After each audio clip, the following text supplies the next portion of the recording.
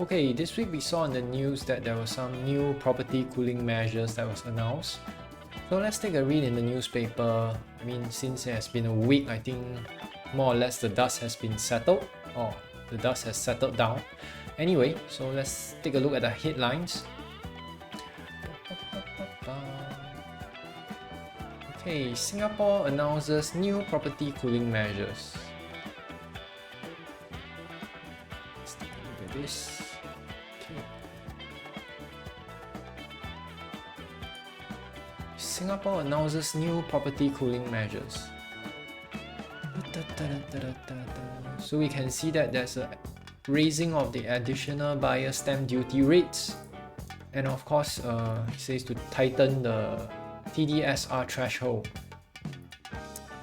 So I think this is not anything surprising.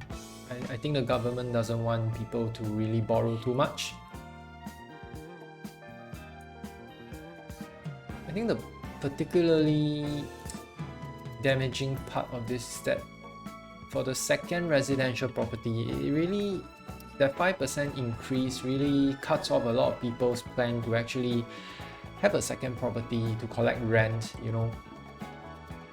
landlords. And of course, like for those that are getting the third and subsequent residential property, it goes up to 25%. So that's a bit, I mean, you're paying like a quarter more just to get the third home. So I guess that would effectively put off anybody who has, I mean, unless they have a windfall and they have nothing else better to do with it, they probably would not want to invest in property at the moment. And of course the killer would be the TDSR threshold. Now it goes down to 55%. I'm not too sure, but I think most sensible people would not be using more than 30% to actually pay for their mortgage. And in Singapore, it's a tricky thing because there's something called the CPF, and it can be used for property purchases, and you can use it also to service your monthly mortgage. So it doesn't really take a hit on the disposable income, but that puts a question in the long term with your retirement. You'll be left with nothing in the CPF, and if you have gotten your property at a high price, yeah, you probably will be just asset rich and cash poor. Anyway, so let's take a look at the other news. Measures overturn sanguine outlook for the new private home market for 2022. Well, according to my analysis, I foresee that in 2022, not pending the worsening of the pandemic and further restrictions, the banking and finance sector will probably be the one to push up the index higher. And second, following that, it would be the suppressed demand now being let out for property. But since these new cooling measures kick in, I guess the second path for the property market would be really, as per what the paper says, overturn the sanguine outlook.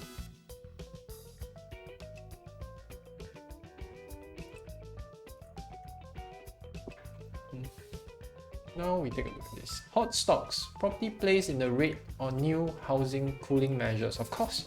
They can't build, of course.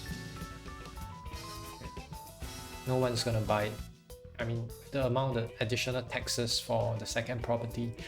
And if you stop rich people from buying, and the money has to go someplace. And will it go to the stock market? Or overseas? Maybe. So does this really disencourages not so well-to-do people from getting the second property? Well, no one knows, but the effect is quite direct. You raise tax and people will stop buying, at least for a while.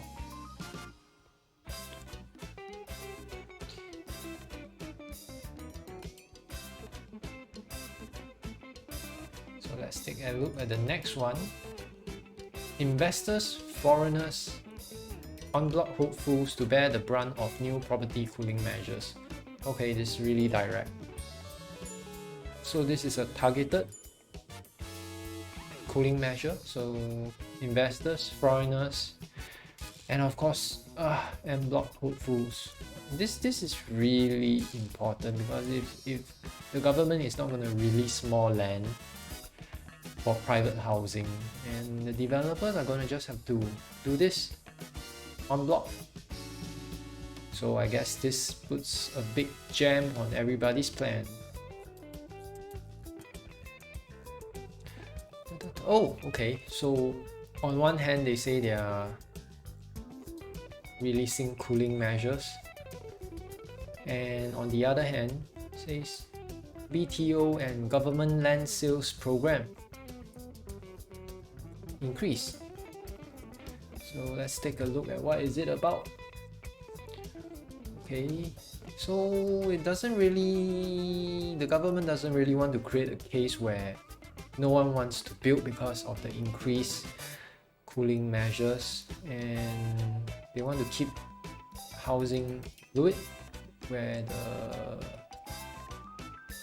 there's some slack for people to buy and sell, and the demand is not that tight, and the price don't go up because of like cases where there aren't any apartments to actually trade.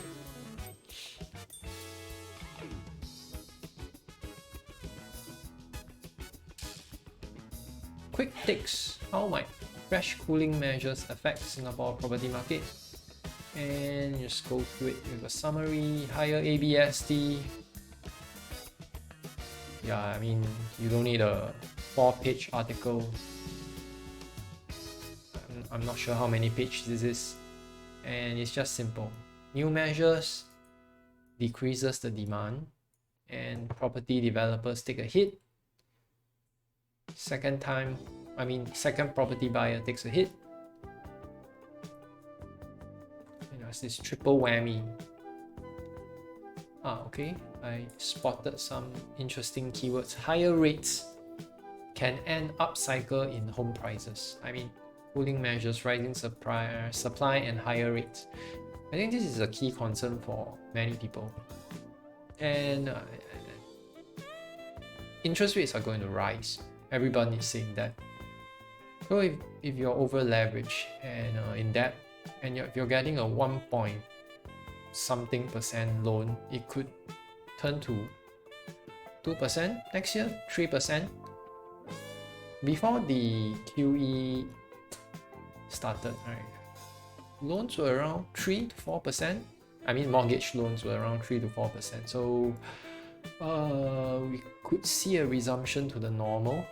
But I mean, the new low interest environment has been ongoing for 10 years, 12 years. So nobody is sure what is the normal already. Okay, still giving a buy call. Okay, I think we have to exercise some common sense. And even if you want to buy something, right, you get financial institution, banks, lenders, whatever, and property shouldn't be on your list right now. It isn't a very good idea. Sorry, I mean property developers. Okay, en bloc hopeful. Where is this? Oh, it's so small. A large plot of land with a small development. And I don't need to tell you that any development built on a slope is gonna be quite troublesome. So I'll just scroll through it, and yeah, I mean, it's good that you live on top of a hill, but traffic would often mean, it could be just a narrow road up to your estate, and yeah.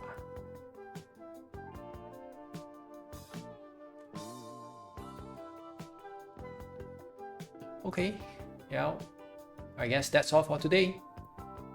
So long.